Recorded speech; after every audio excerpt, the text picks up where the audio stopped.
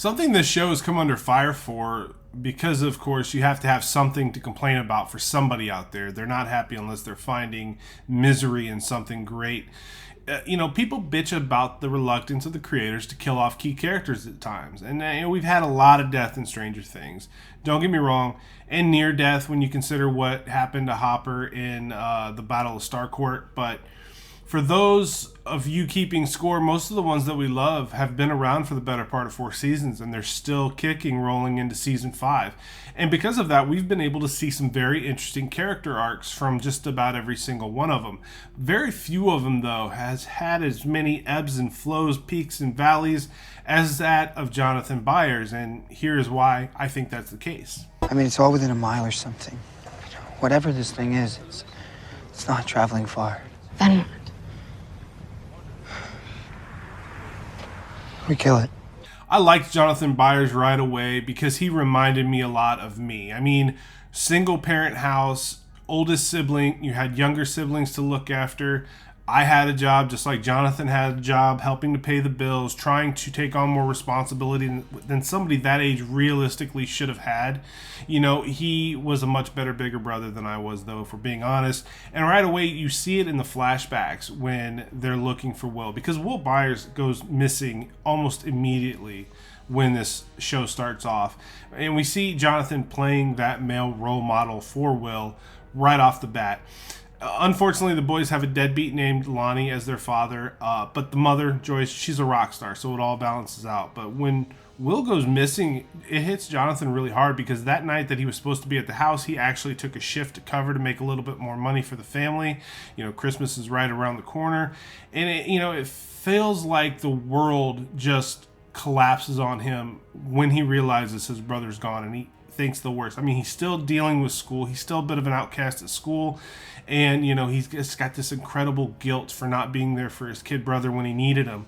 I mean, on top of all that, he's trying to look after his mother during this whole ordeal because she really hits a breaking point. Then Nancy Wheeler comes into the picture, and even though she's with Steve for the better part of season 1, her kindness for Jonathan over this tragedy with Will really sticks with him, and a bit of a partnership begins to form once Nancy's friend Barb goes missing as well.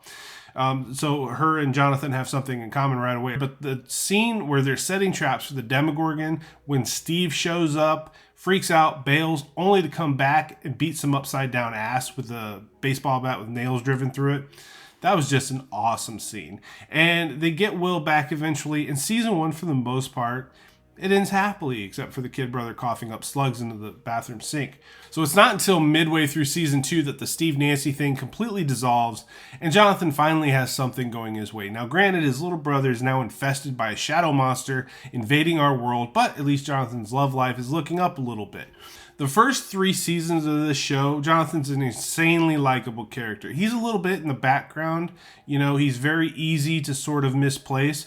But he's fun, you don't really view him like a badass, at least as much as you do the rest of the cast. I mean, he's in there. He's handling his business as best he can. He's trying to protect Nancy. I mean, think of that scene in the hospital with that Bruce Tom gelatinous goo monster that was trying to get to Nancy. Jonathan takes a hell of an ass whooping in that, and he keeps moving forward, just like Rocky tells us to do. He's someone that you can find yourself easily rooting for seasons 1 through 3, and then season 4 rolls around, and I have no idea what happens to the poor guy.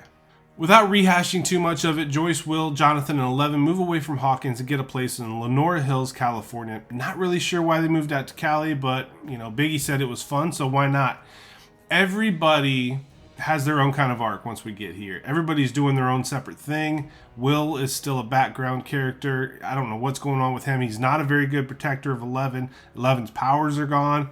Jonathan, on the other hand, he's basically smoking dope all day, every day. Nothing wrong with it. Not judging people that like weed, but if I'd have been through what all these people went through for 3 straight seasons, I would have never allowed my senses to be dull again. You got to be on point because you never know. On top of that, Nancy's still his girlfriend, but he's blowing her off left and right. And he's underperforming in literally every area he can be. And I just, with the way we met Jonathan Byers in Stranger Things, I absolutely love that. I loved what he was and what he meant to the story. And although I feel like we are destined for some sort of rekindling of the romance between Steve and Nancy. I liked the chemistry of Jonathan and Nancy too. I thought Jonathan deserved to get the girl in the end. I really do. And, that damn Wheeler chick, she just needs to make her mind up, because both of these guys are pretty decent human beings. Even still, if something were to happen to Jonathan Byers in the final season of our beloved show, my meltdown meter is probably only going to get to be a 5. It's probably the lowest for any character. Not because I want anything to happen to Jonathan Byers, but if this were, let's say this was a starting NBA squad, my guy here is buried on the bench. I mean, I'm sorry, Jonathan. We'll always have season 3. I wish you the best of luck.